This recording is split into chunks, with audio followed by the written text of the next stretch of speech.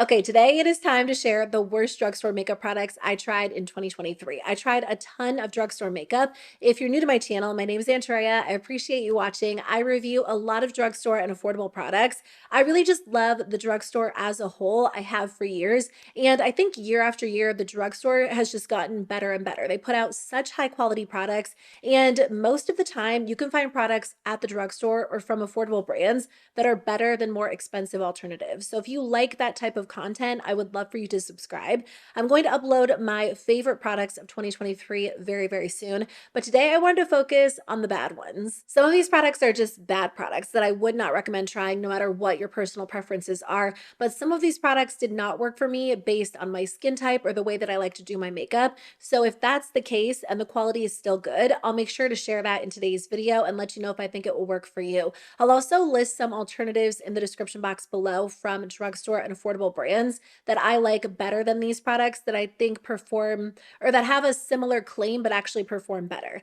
Okay, I also uploaded my worst of 2023 high-end version. So if you want to check that out, I'll link it below. I just had a lot of bad products. I couldn't fit them all in one video. So let's get started. Okay, let's start with this product. This is one of the first products I tried in 2023. And initially, I love the way this looks. So I have tried to make it work for me so many times because when you first apply it, it looks really good on the skin. But typically throughout the day, it just doesn't wear well for me. It is the NYX Bear With Me Blurring Tint Foundation. This definitely gives your skin like this smooth finish. It really does have a blurring quality to it. So many complexion products claim to be blurring. This one actually is. But my issue is it doesn't last on the skin. It definitely breaks apart and it really enhances any dryness that I'm dealing with. My skin type has changed a lot over the last year or two, and now it is more combo, but even in the summertime when it is more oily, it doesn't look good on my skin. And especially like around my chin, I just noticed that it completely breaks apart. So it really isn't the ideal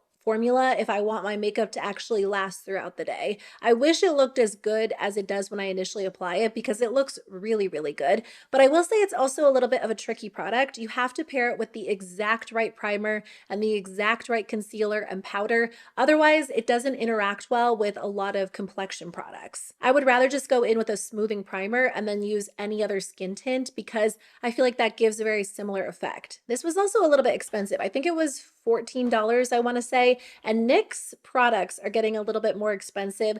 Usually their quality is good, so I don't mind paying a little bit more, but this definitely wasn't worth the $14 for me. I actually have another NYX product, and again, normally when I try NYX products, I fall in love with them, but this product just didn't work for me either. It is a unique product, so I have to give it to them for thinking, a little bit differently, but I think it's just not super practical for me when I do my makeup, and probably for a lot of you too. It is the Zero to Brow Gel. It's just a little bit strange. So this comes with a spoolie on one side, which does come in handy. And then on the other side, you get a super liquidy, almost like brow stain. I wouldn't even really call it a brow gel because it's too liquidy to be a brow gel. It's almost like a liquefied pomade, if that makes sense, but you don't necessarily get the hold that you would get with a typical pomade. So to apply this, you basically just like coat your brows and let it dry. Because it is so liquidy, I feel like it doesn't hold my brows into place at all. So I've tried to comb my brows first and then apply this. I've applied it and then combed it through my brows, but it's really messy because it is such a liquidy product. It's not thick enough to actually grab onto the brows. It almost stains the skin under the brows. It kind of works like a temporary stain, like it's not going to last for days and days, but it does not move all day long while it is in place. So I would say if you have really thick, fluffy, voluminous brows and you maybe have like a sparse area or you just want to tint them, you might enjoy this product. But honestly, I feel like you could get the same result with just a typical brow gel, and that will actually hold your brows into place. So it's just a little bit strange. I'm sure there are people out there who might enjoy it. I just feel like if it was a little bit thicker, if it had a different applicator, it could have been so much better. It really just isn't a practical product to have in my personal routine. I'm a big Essence fan, and honestly, they launched a ton of really great products this year. I actually fell back in love with their Pure Nude Baked Highlighter, which was not a new release. It's something that's been around for a while, but my makeup preferences have changed a little bit, and most days I do prefer that formula to a super intense formula because it's really understated. It is so pretty, skin-like, subtle. So when I saw this highlighter online, I actually thought it was going to be very similar to that in a pink color. And I've been looking for like the perfect pink highlighter this year because I do love a good pink glow, but I haven't really been able to find one. This one is the Positive Vibes Only Baked Highlighter. This does not perform as well as the Pure Nude Baked Highlighter. There's something about this one. It's almost like dry on the skin. It has this scratchy texture to it. It definitely looks metallic, and it also has glitter. So it is like the exact opposite of the Pure Nude Baked Highlighter, which is super, super subtle. If all of those things sound good to you, you might like this. And I've tried this so many different ways. I will say it actually looks really good on bare skin, and it also looks really good on top of like a foundation or a skin tint that hasn't been set. I always set my complexion products into place for the most part because my makeup will just not last if I don't. So when I wear this on top of makeup that's been set or on top of like a bronzer or a blush, it just automatically looks so dry and it doesn't look good at all. So I really wouldn't recommend picking this up. Try their Pure Nude Baked Highlighter if you haven't already. It is so gorgeous. I wish they would launch additional shades. I thought they had additional shades for a little while, and I think they do have one darker shade on Ulta's website, but I remember they had a couple of different versions a few years ago. So it would be amazing if they launched a pink version of that highlighter. I think it would be so perfect for every day. This was just a fail for me. Also, this does have a strong scent. It's not an unpleasant scent. It's like a really nice fruity scent that I kind of like, but if you are sensitive to fragrance, I would not recommend picking this up. I really wanted to love these luminous eye tints from Essence, and these throw me off every single time I swatch them because whenever I swatch them, they look so good and they look vibrant and opaque and smooth. And then I go to apply them to the eyes and they don't look like that. They're super streaky, they're very subtle, they're patchy, they're hard to build up, and they crease on me after a few hours. But it's like this weird mind game when I'm swatching this product because I'm like, wow, that looks amazing. It feels good. It looks good. And then I apply it to the eyes and it never comes even close. So I don't know what it is about this formula. It's just, it's not great. I would say the only way I would recommend this is if you do like a very, very subtle liquid shadow, but even still, they don't last for me. They end up creasing very, very quickly. There are just so many other liquid shadows out there that I really wouldn't recommend picking these up.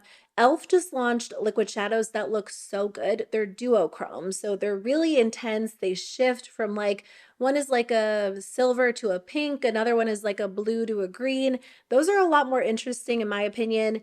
But again, these are different. If you do want something super subtle, maybe they would work for you, but overall, I would just recommend skipping them. Another product that didn't show up on the eyes very well for me is this one from LA Girl. These are the Stellar Ink Foil Eyeliners. I was so excited about these because one of the ways that I've been incorporating color into my routine in 2023 has been through eyeliner. And I won't always do like a full-on colorful eyeshadow look, but sometimes I'll take a colorful eyeliner or like a bronze or a gold just to add like a little something extra. And these are affordable.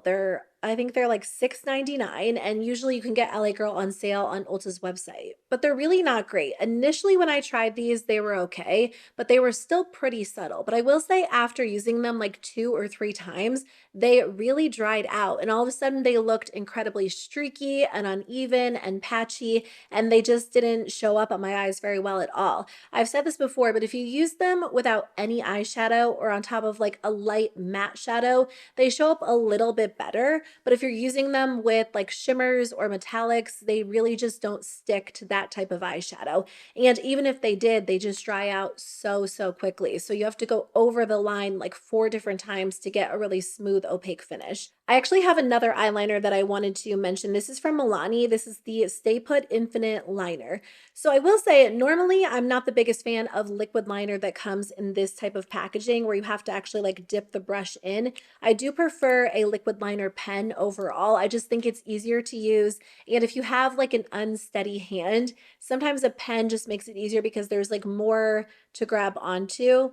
And I don't know, I've just had better luck with liquid liner pens overall. I will say this formula stays in place extremely well. Like it is one of the longest lasting liquid liners I've ever tried. It won't move, it won't smear or smudge throughout the day. Like it's not going anywhere. But it is so difficult to get like a very smooth, even line. It ends up looking streaky, and I feel like some of my eyeliner is thicker in certain areas and then it's thinner in certain areas. So instead of getting like a quick, even glide like I normally normally do with a liquid liner pen, it's so difficult to apply this and get it to look even and smooth. On top of that, this formula is just so thick. It's not like a smooth formula. I appreciate the fact that it's not too thin because again, with packaging like this, if it's really thin, it just gets really messy. But because it is so thick, it just doesn't go on evenly. And I'll have some areas where the line is really thin and some areas where I have too much eyeliner. So it's just very, very difficult to use. I like the longevity, but I don't like the fact that it is thick and I don't love applying it with this type of brush. This is a hot take and I know there are people who don't agree with me on this and that is totally fine. I'm not here to say that like my opinion is the right one because when it comes down to it, like makeup really does work differently for everyone. There are so many different factors, like what is your skin type? What are your preferences? Which tools are you using? Which products are you applying it with? So, take all of this with a grain of salt because when it comes down to it, you might really enjoy these products. All of that being said, the e.l.f. Halo Glow Blush Wands were just such a fail for me. Honestly, I initially had the contour wands in this video too, and I was thinking about including the highlight ones. I feel like those formulas are not quite as bad or as difficult for me as the blush ones, but the blush ones were my biggest letdown because I was so excited about this launch. If you're new to my channel, you might not know this, but I love e.l.f. I've been filming videos about e.l.f. products for like 10 years. Anything they put out, I want to try. And that was the case even like 10 years ago. So I was so excited about these because I had just tried the Charlotte Tilbury blush wand and I liked it. So I was excited to see that there could potentially be a good alternative. These just don't look as good on the skin. They're so streaky. They're so patchy. They're hard to blend. They look so metallic to the point where they just enhance texture and they almost create the look of texture that isn't there. Or maybe the texture is there, but other products just don't enhance it like these do. I wanted to like these so much, but the formula itself just doesn't look good. It always looks patchy no matter how I apply it with my fingers, with a brush, with a sponge, and it's almost like a little bit too sheer. I wish there was slightly more pigment and maybe like a little less shimmer or like a little less glitter. One of them has like full on glitter in it because they're not flattering on my skin at all. I recently posted on my community tab asking you what the worst launch of 2023 was, and the comments are really interesting, but actually a few of you said the e.l.f. Halo Glow blush wands, and I felt so justified because whenever I talk about these, I feel like I'm the only one who hates them. So there are people out there who don't like them, and I'm glad it wasn't just me because obviously you want your makeup products to work for you. I never purchased something saying like, I really hope that doesn't work for me so I can bash it on YouTube. Like that is never ever the case, but unfortunately they weren't for me. I wanted to love them. I did. They never look good. So this is probably the last time I'll talk about them and it's time to pass them along because I think I've talked about them a lot this year and I've tried them a lot this year. They're a fail for me. I really wanted to love this product. I do love this product. I like the formula. The packaging is so cute, but I can't wear them. These are the Hard Candy, what are these called again? Glosstopia Lip Repair Oils. Everything about this looks so good. The packaging is adorable. The actual formula is nice. I do wish this one had like a little bit more of a tint. They're all basically clear on the lips. So I would say you really only need to try one if you are interested in trying them. But I can already smell it. The scent is so bad. And it's also the taste. It is the weirdest combination of like grapefruit, plastic, and cleaning supplies. Sometimes I can overlook an unpleasant scent, but when it tastes bad or tastes just like it smells, and if it's not like a vanilla or a mint, I just can't deal with it because the entire time it's on your lips, you're aware that you have this horrible tasting lip oil on your lips.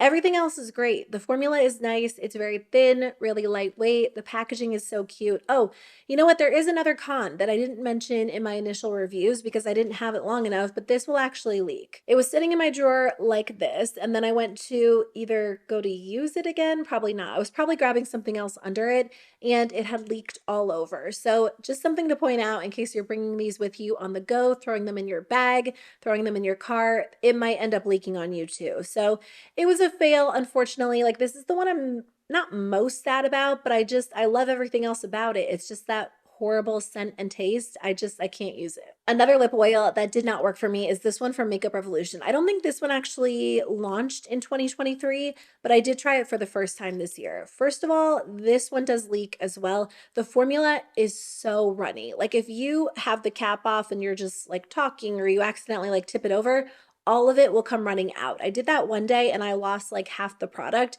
It is too thin, too liquidy, and the actual stopper in here is not small enough. So the product itself comes out, but then even when it's closed, it also leaks really, really badly. It just needs to be a little bit thicker, in my opinion. It wears off the lips in like 5 minutes, less than 5 minutes. It feels like as soon as you apply this product, it's already wearing off. So it's not long lasting. It does have a cherry scent, but it's not like a super pleasant scent to me personally.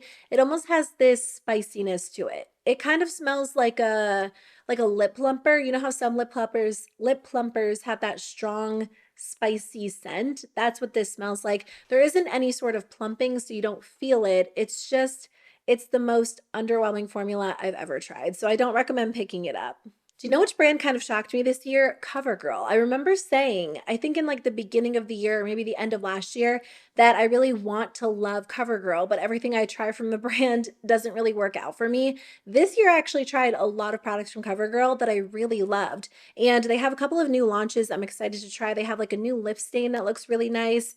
And there was something else I recently saw online, maybe a brow product. Anyway, I am curious to see what they end up launching in 2024, but I did try their Clean Invisible Loose Powder this year, and this was a big fail. I actually haven't tried a powder in a long time that I hated enough to declutter it. Like usually I can find a way to work it into my routine and use it up fully. I can't with this one. The powder looks really good initially. Like it definitely has a soft skin-like finish. It's not overly matte. It's not too glowy. It is a little bit of a thicker powder, which I didn't love when I was first applying it. And I definitely don't love the fact that it ends up looking super cakey after a few hours. It's just a little bit too thick, a little bit too heavy. Products don't look good under this powder and they don't look good on top of this powder. Like my foundation never wears well under this. It really cakes up and looks so heavy and just it feels uncomfortable throughout the day. And then when I go to apply products on top of this, again, they look so bad. Even powdered products. Usually if you set your face with powder and then you go to apply a cream, there is the chance that it won't look great because creams don't always layer well on top of powders. But even like the lightest blush doesn't look good on top of this product. So it was a fail for me. And then just on top of that, the packaging is so it gets so messy. I haven't even opened this in forever, and like powder is just flying everywhere. It's all over. It needs like a stopper or like a click closure or something. So I will be decluttering. There's powder everywhere. I will be decluttering this product. I mean, I'll see if my mom likes it, but I don't know. I just wouldn't really recommend trying it because it really looks heavy on the skin. Another product that ends up looking cakey on the skin is the Pacifica Dreamlit Glow Concealer. I really want to like this. Very similar to the Essence Liquid Shadows. This confuses me because when I swatch it on my hand, it feels so good. Very creamy, incredibly smooth. It blends into the skin well, but then when I apply it to my under eyes, well, I mean, I would say even when I apply it to my under eyes, it looks and feels that way. But after a few hours, it just starts to look so heavy. It cakes up around my nose, under my eyes. It's almost like the texture changes after wearing it for a few hours. You can't build this formula up because if I blend it out and then I feel like, oh, I need a little bit more and I go to apply more, it will pick up everything that I laid down. So it is a very high maintenance formula. It feels so good. Like it even looks pretty on the wand. Like the formula just looks like it would be good. But in my opinion, it isn't the greatest. I really don't recommend it because it is so high maintenance. It's hard to work with. Even if it looks good initially, after a few hours, I just find it always looks bad. The only product that I don't have to show you in today's video is from ColourPop, and it's just their powdered cheek products in general. I tried their bronzer, their blush, and their highlighter again this year. I don't think they were technically new launches, but I think they redid the line or they added new shades, and they were just so incredibly underwhelming. All three of the formulas have like this dry feel to them. They're pretty powdery. They lack pigment. Like I feel like you have to go up quite a few shades to really even get them to show up on your skin tone. And I don't know if this is across the board because I do think ColourPop's quality really varies when it comes to different collections, different launches. Like their powder blushes that come in the heart packaging are really good.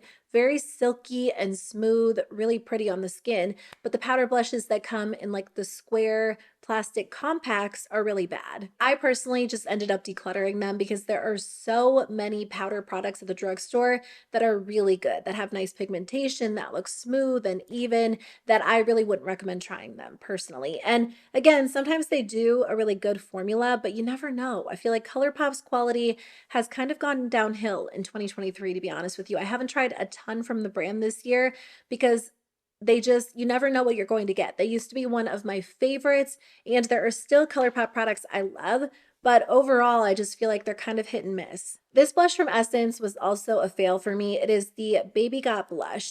Again, this is kind of a theme, I guess, with a lot of the products I've tried. It just looks heavy on the skin. I feel like as I get older, and this will probably be the case even more so as I continue to get older, I just don't want products that look heavy on my skin. It might have been something that I could get away with when I was like in my early 20s, but even still, I can't imagine I would have, well, okay, I was going to say I can't imagine I would have liked a cakey look, but I used to wear a ton of foundation, followed by like a powder foundation, followed by a ton of other products. So apparently I was a fan of the cakey look. Generally speaking, I can't imagine that I would have loved a heavy blush. And I didn't really like cream blush back then, but the thing about this one is it looks pretty on the skin. Like it has this beautiful luminous glow that I love when it comes to when it comes to a cream cheek product.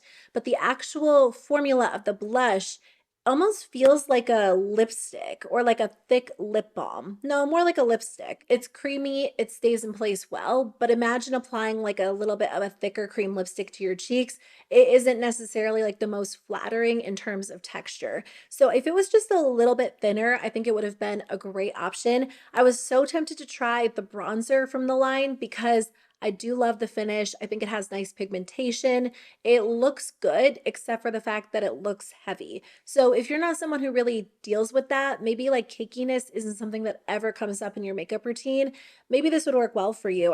There are so many other cream blushes at this point. This really wasn't my personal favorite. Those are the worst drugstore makeup products I tried in 2023. I would love to know what you guys think about these products if you've tried them. Please let me know your least favorite products of the year, things that didn't work for you so I can avoid them and make note of them. If you like these types of videos, I'll link a couple of related videos for you on the screen. And I will be back in a few days to share my top drugstore launches of 2023. So I'll see you then. Bye.